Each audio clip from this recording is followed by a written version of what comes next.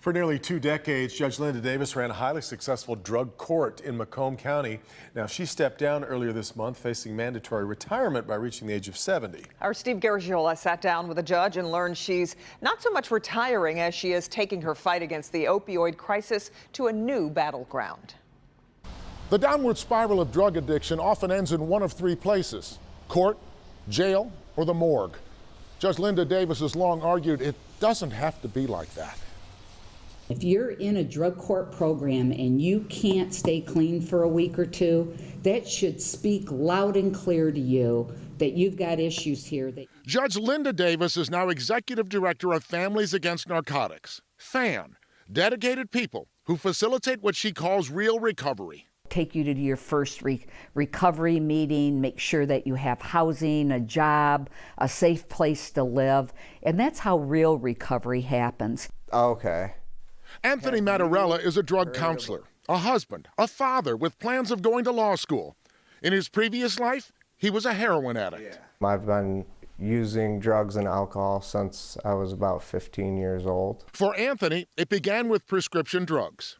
I had some injuries that got me prescribed to Vicodins and things like that. As soon as I took that first Vicodin, that's when my mind started to change and my addictive behavior started to come out. Shannon Brockert is a therapist, certified for substance abuse. Her spiral began at age 17 with prescription Adderall. And then I met somebody that was doing heroin. Life went downhill fast. The bottom for Shannon came when her family told her she had to accept help or risk losing her son. And I kept promising I would stop and saying I could. And I honestly, I think at that point thought that I could stop.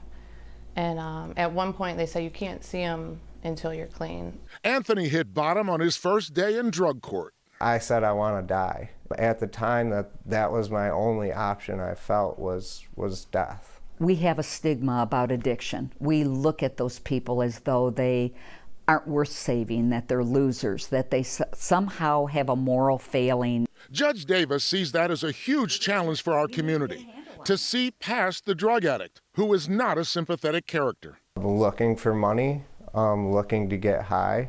Did you steal? Absolutely. I got arrested multiple times, and that's how I ended up in drug court. Years ago, as a prosecutor, Judge Davis was among those hardliners who said, drug addicts, lock them up. But what does that hard line solve? We're punishing people that unwittingly got addicted, and we want to lump them into a class that we somehow think that they're morally inept. They're not, they're just sick.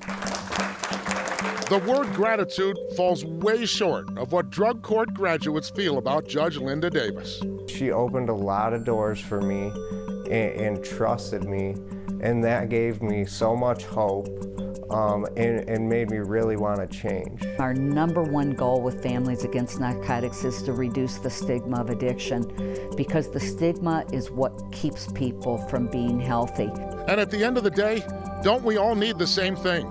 To know that somebody cares. Drug addicts are not bad people.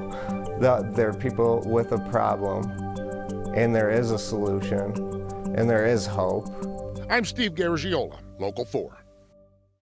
A really good example of the problem of treating the drug problem as one of supply rather than one of demand, and getting to the heart of why people need and want so much. They need help, yeah.